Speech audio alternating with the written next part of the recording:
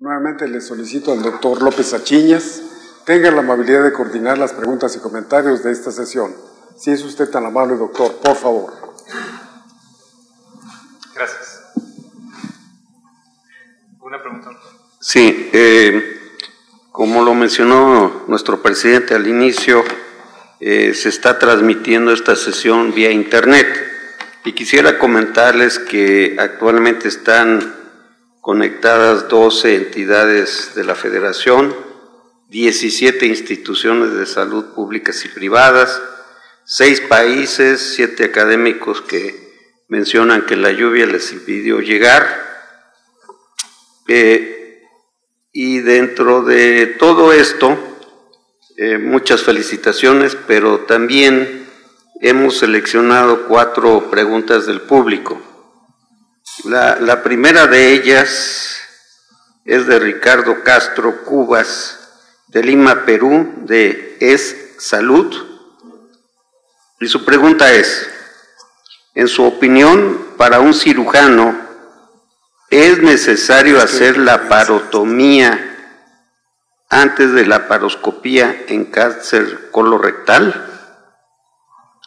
Tendremos la pregunta que emite el doctor Adán Hernández Valencia, de San Andrés Tuxtla, Veracruz, de la Secretaría de Salud. ¿Cuál sería el marcador inmunohistoquímico o marcador para detección del cáncer colorectal?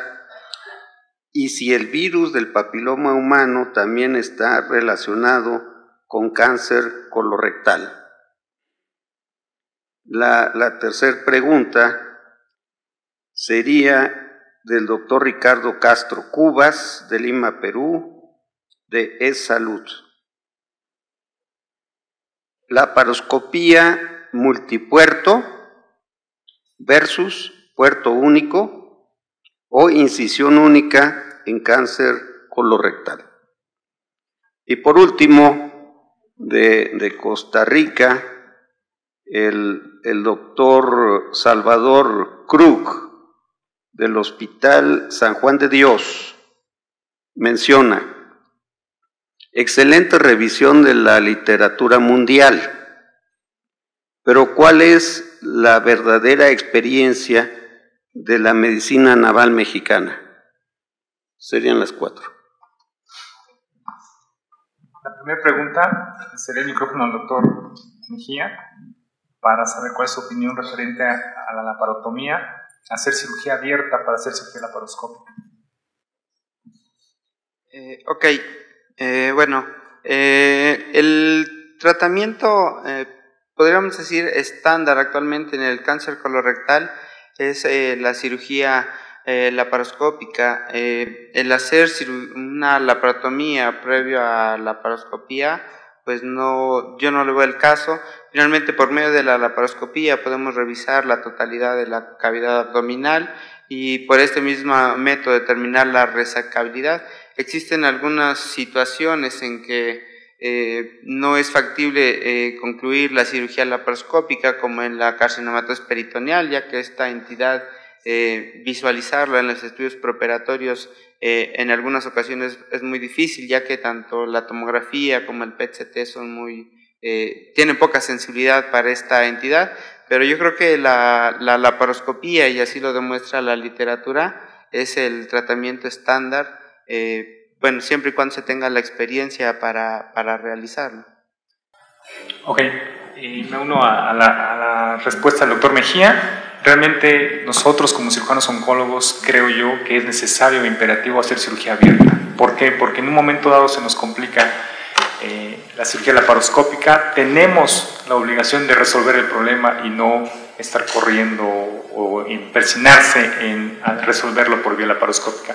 Un punto muy importante y discrepante en ocasiones es saber en qué momento convertir. Así como nosotros los cirujanos oncólogos sabemos cuándo no operar, debemos tener la razón y el argumento suficiente para hacer una cirugía laparoscópica a una cirugía abierta, con la única finalidad de tener el control vascular principalmente y resolver la situación tumoral. La siguiente pregunta si existe algún marcador de inmunistoquímica para cáncer colorectal y si está asociado al BPH. Doctor Larracilla, ¿nos puede decir algo relacionado a esto?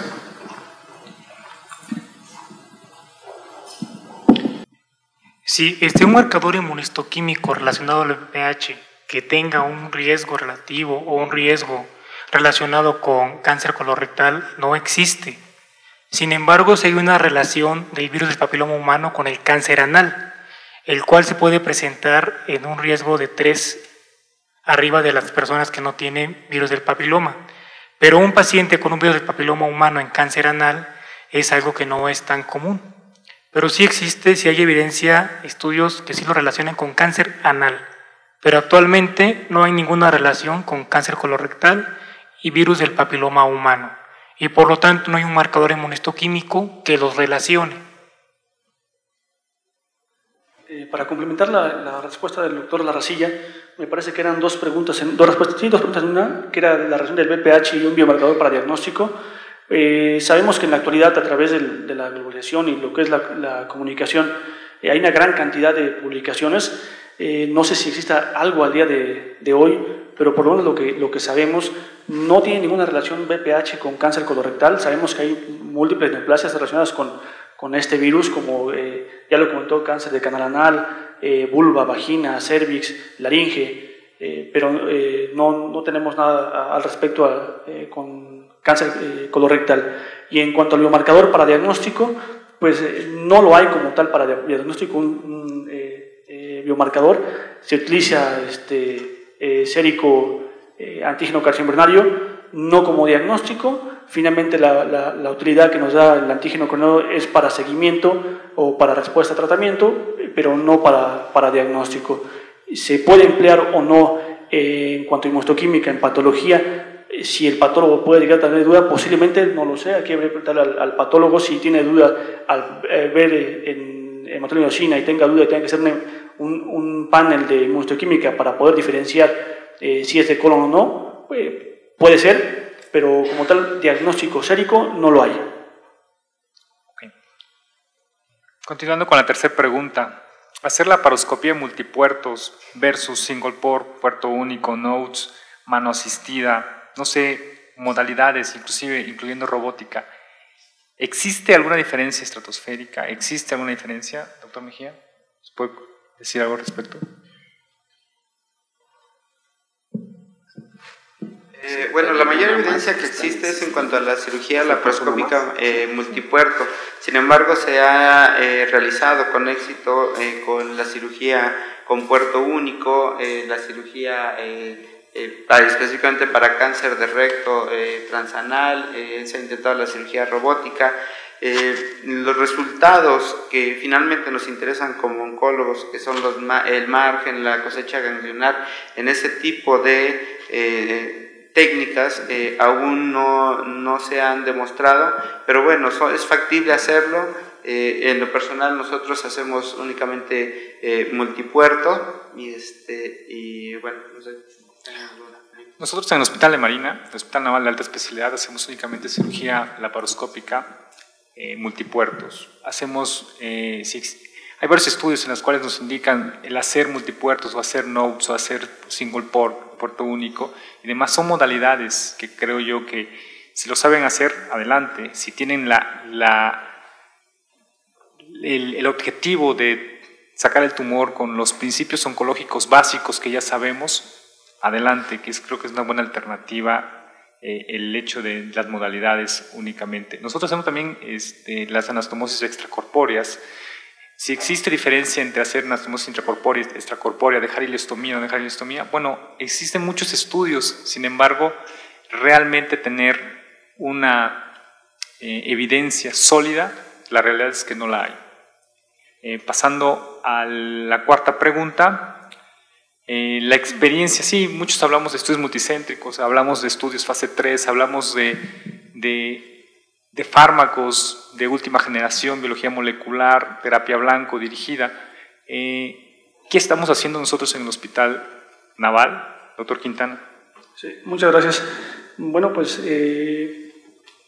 son datos oficiales de la institución. pero finalmente esta es una comisión oficial, no creo incurrir en alguna situación. No es un secreto que las Fuerzas Armadas en los últimos años se ha incrementado presupuesto, y dentro de esto un área que es de apoyo logístico para las Fuerzas Armadas pues es la sanidad. No me quiero enfocar al Hospital Central Militar porque, aunque conozco, pues no es algo que me corresponda. En el Hospital Naval tenemos o en Marina tenemos un nuevo hospital que está al sur de la ciudad. La foto que les mostré es un hospital bastante fortalecido con todas las especialidades. Se va a crear en este mismo sexenio 3 torres más hospitalarias, en el cual se tiene contemplado un centro oncológico. Contamos con todos los recursos de medicamentos y con cirujanos que están teniendo bastante éxito en cuanto a humor y mortalidad. El volumen no es comparado con el ISSSTE o con el Seguro Social como para hacer grandes publicaciones, pero nuestros resultados son bastante favorables. Contamos con gente muy capacitada, gente que se ha capacitado aquí en México y en el extranjero, y contamos con los recursos materiales también. Entonces, esa es nuestra experiencia. Finalmente, el contar con recursos materiales y recursos humanos calificados incrementa mucho las cosas positivas en la medicina. ¿Alguna otra pregunta? Sí.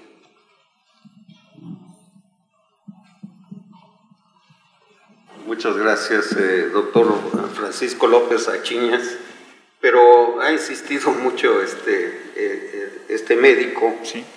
que es el doctor Martín G. Martínez, que él trabaja aquí en el Distrito Federal, tanto en el Instituto Mexicano de Seguro Social como en Pemex, y menciona: dado que las condiciones crónicas de irritabilidad tópica tienen neoplasias importancia, y que en México las dietas con picantes e irritantes culinarios son frecuentes, así como hábitos intestinales por actividad productiva con poca frecuencia de evacuar. ¿Hay estudios al respecto o qué podrían decirnos? Bueno, a este respecto ya hay mucha información y muchos artículos que demuestran evidencia claramente relacionada con la presencia de neoplasias y pólipos colónicos en las personas que consumen nitritos en exceso. Esto es carnes rojas, principalmente a la parrilla.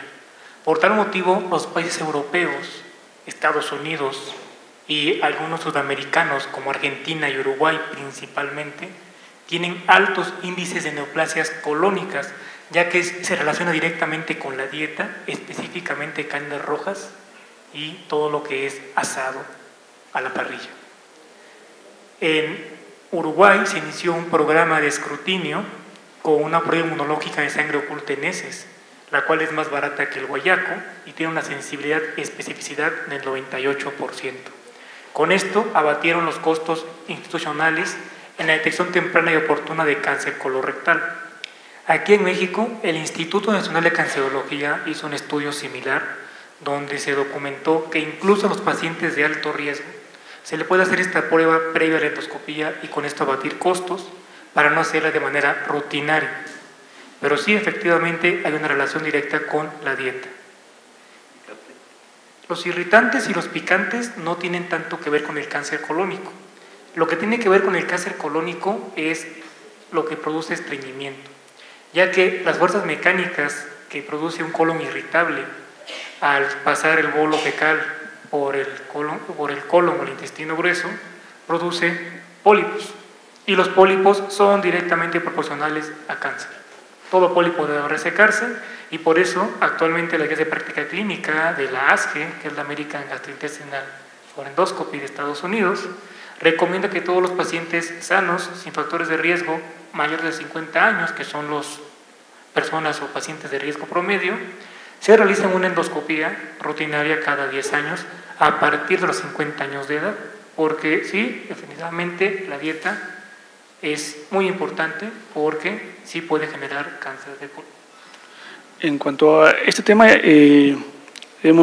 sabemos que tenemos una falla en México, que manejamos los hospitales como islas, no como un conjunto. Cancerología tiene sus estadísticas, el Naval tiene sus estadísticas, pero no tenemos una estadística nacional fortalecida para que podamos responder de manera tajante lo que nos pregunta el doctor, esa correlación de esos factores que pensamos que son hipotéticos y sí pueden verse o no presentes en estas patologías, no solamente colorectal, sino también gástrico. Cuando vemos Globocan, pues vemos estadísticas de Costa Rica y vemos estadísticas de Chile, pero no aparece México. Si queremos saber la mortalidad por cáncer, pues en el 2003, que fueron las últimas del reporte de endoplasias de aquella fecha, pero no hay algo actual. Entonces sí tenemos esa gran falla de estadísticas nacionales para poder determinar esos factores de riesgo, si son o no importantes, si tienen un peso de riesgo relativo importante o únicamente es algo que suponemos en nuestra mente.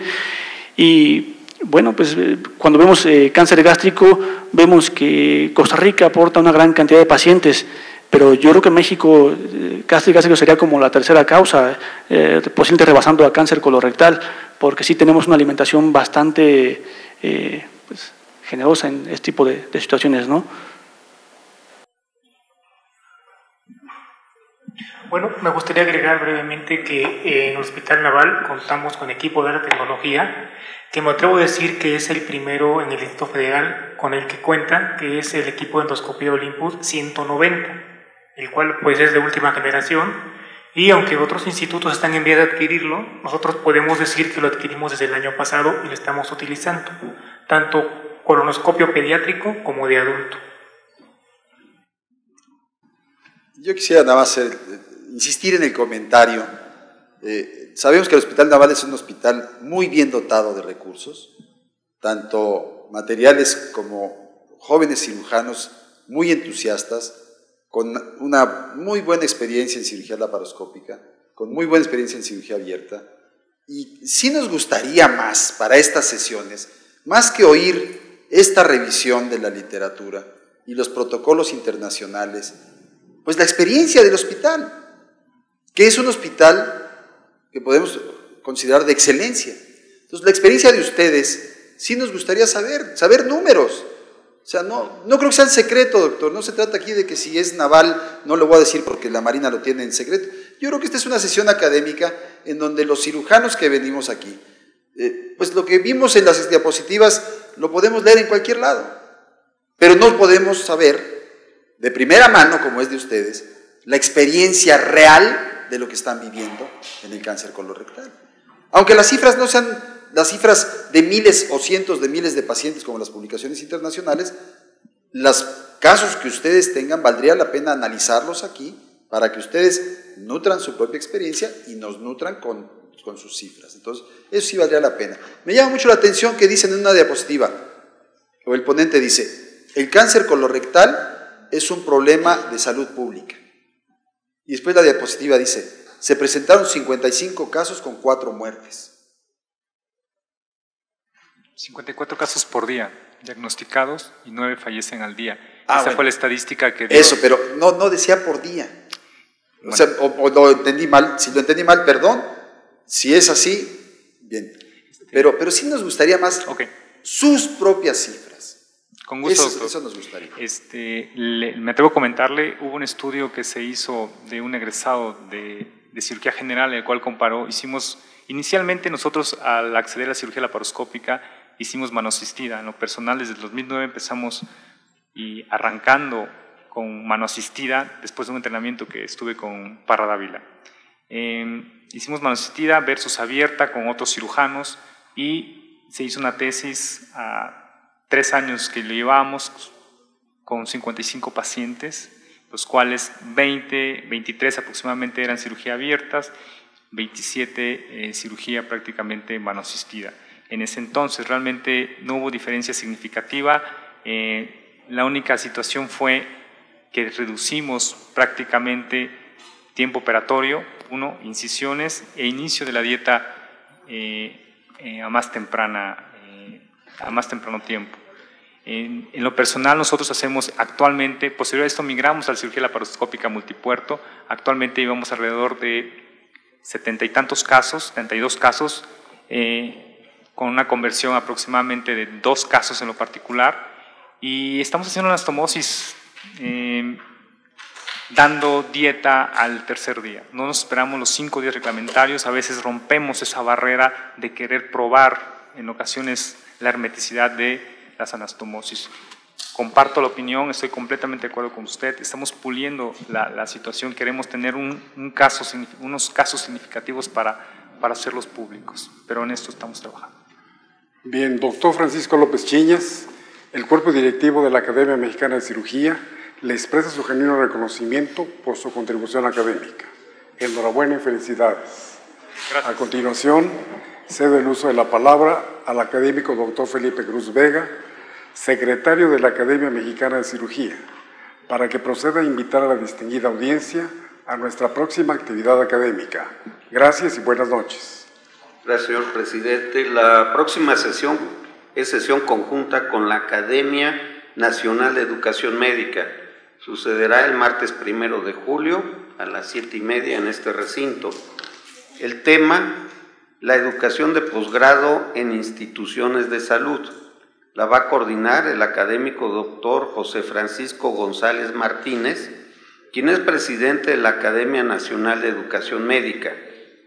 El tema, el aprendizaje en los residentes, será abordado por el académico doctor Alberto Lifshitz Ginsberg, presidente fundador de la Academia Nacional de Educación Médica.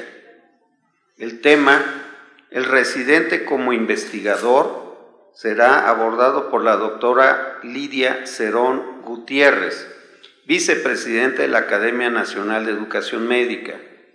El tema, la educación de posgrado en el Hospital General de México, por la doctora María del Carmen Cedillo Pérez, quien es jefe del Departamento de Posgrado del Hospital General de México. Y por último, la educación y doctorados en el Hospital General de México, por el académico doctor Fiacro Jiménez Ponce, coordinador de maestrías y doctorados del Hospital General de México. Este es el programa, nos vemos la próxima semana. Muy buenas noches.